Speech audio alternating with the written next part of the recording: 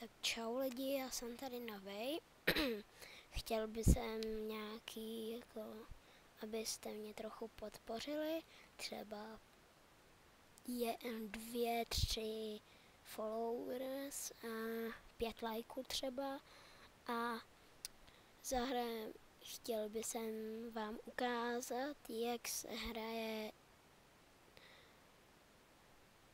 Fly Train a tady to máte na obrazovce, no tak tady low a normál, no tak tady, když máte zabugovaný počítač, tak si vyberte tohle a když máte dobrý počítač, tak si vyberte to normál.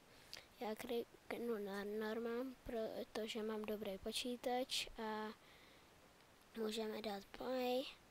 Tady si můžete vybrat, kde chcete být a tady prostě můžete, já vždycky chodím do Great Rock, tam a vždycky nejlepší je tady Great Rock, normální.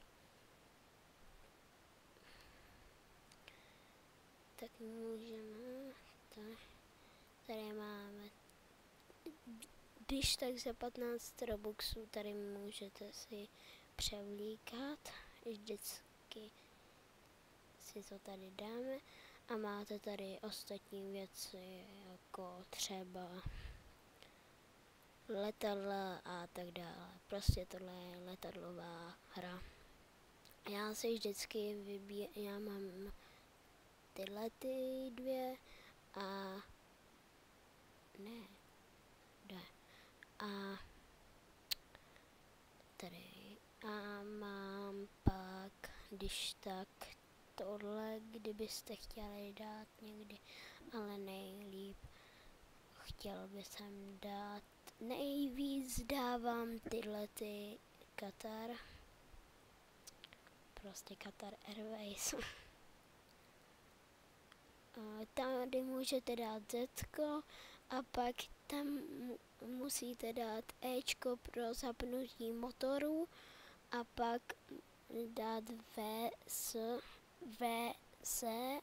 V a S, dvojité V a S a dvojité V vám udělá, že jedete dopředu a S vám udělá, že můžete jet dozadu. Tak já udělám dopředu a nejlepší to je, abyste prostě to hráli doopravdy, protože pak to je dobrý.